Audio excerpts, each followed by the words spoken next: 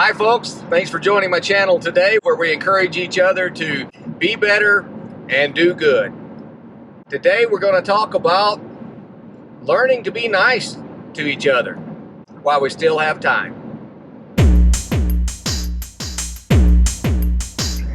Well folks, I tell you, I'm on the road today headed home from visiting with a family of a friend of mine who very suddenly and unexpectedly passed away just a few weeks ago.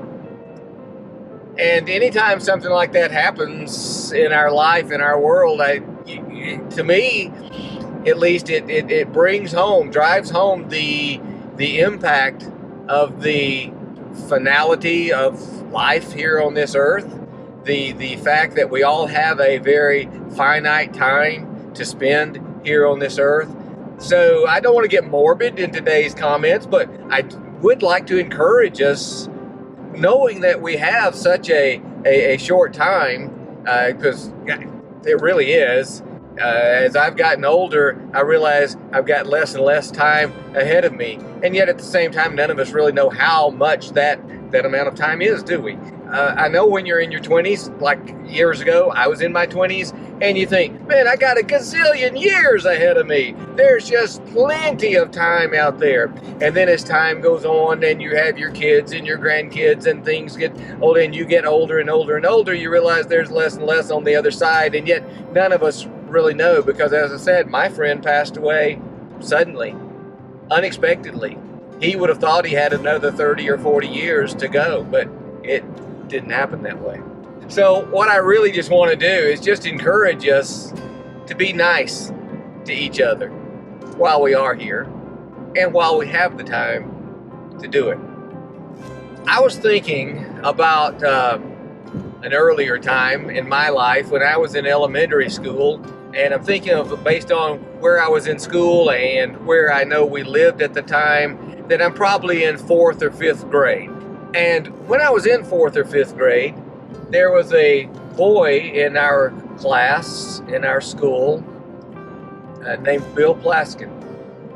And Bill had some sort of malformity in his legs, in his calf muscles, that his calf muscles were larger than normal, and his muscles were really, really tight. So it gave him a lot of trouble in walking. He walked like almost like he was in high heels or on his tiptoes almost all the time, which prohibited him from being able to run and to it limited his mobility and the speed at which he could get around. And so, being the loving, kind, caring children that we were in 4th or 5th grade, we of course went to Bill and said, Bill, we are still your friends. You're different from us. You have something that we don't have. We don't really understand that, but we can still be friends. And so let us help you navigate the steps up and down the school. And when we go out to recess to play kickball or to play basketball, hey, we can accommodate you, because we can have you on our team because you're still in our class, and we still want to be friends with you, Bill, in spite of the fact that you're different from us. Did we do that? No way! We were kids. I mean, what do you expect? We're not going to go to somebody who's different from us and just invite them into our circle. That would be ludicrous. I mean, what would we think? Goodness gracious. No, of course not. Of course we didn't do that. When I look back on what we really did do,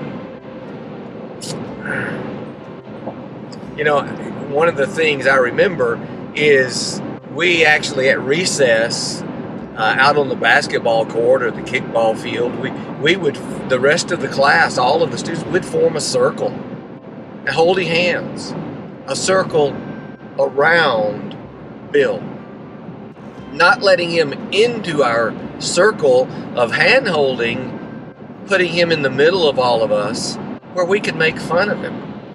And we had a song we would sing around the Plaskin, join the Plaskin ring. And then there were other words too, which I don't remember, but I'm sure they weren't very nice. And you're hearing this story and you're like me, probably looking back, oh, how could they be so mean? How could they be so unfeeling and uncaring of his feelings? We were kids. Problem is, some of us kids never grew up. And so, as adults now, we still have people who are different from us, don't we? And we look back at Bill's story that I'm telling and say, oh, how could they do that? How could they not include him in their circle of friendship? How could they, ostracize him because he was different? He couldn't help the fact that his legs were malformed and he couldn't walk as well as the rest of the kids. It wasn't his fault. No, see, I'm getting a little energetic here about this, so bear with me. But sometimes there are some of us who didn't grow up, right?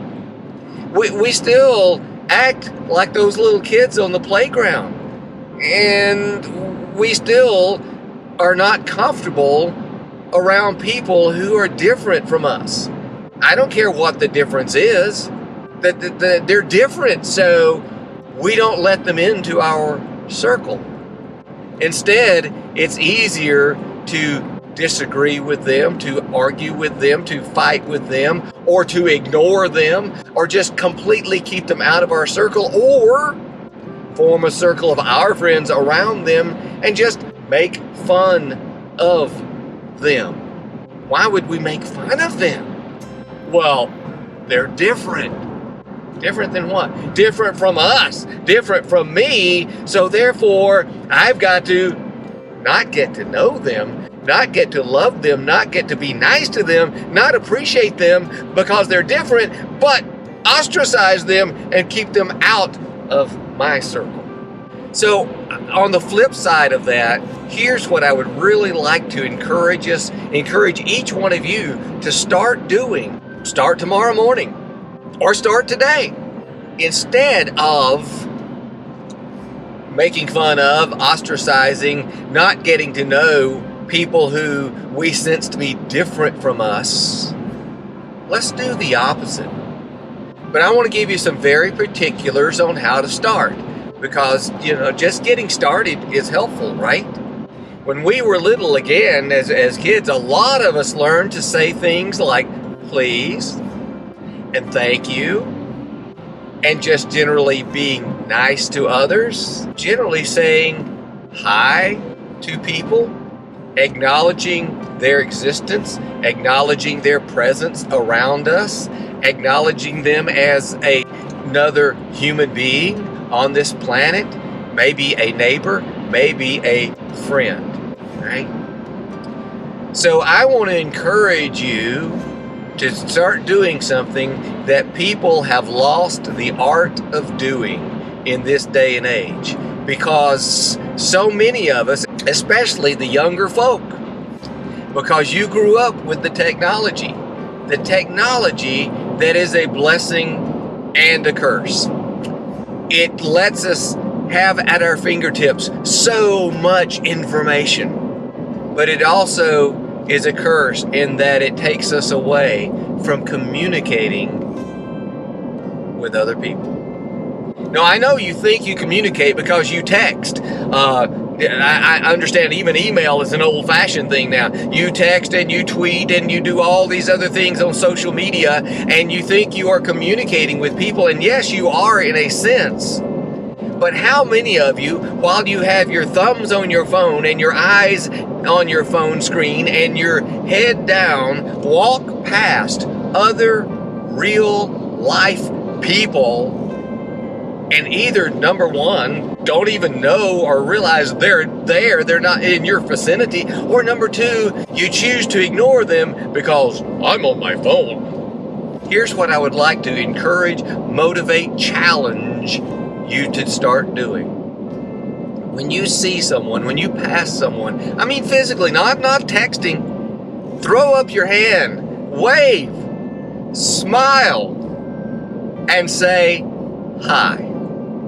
You don't have to start a whole conversation. You don't have to realize, hey, they're different from me. I might be. No, you don't have to get all fearful about it.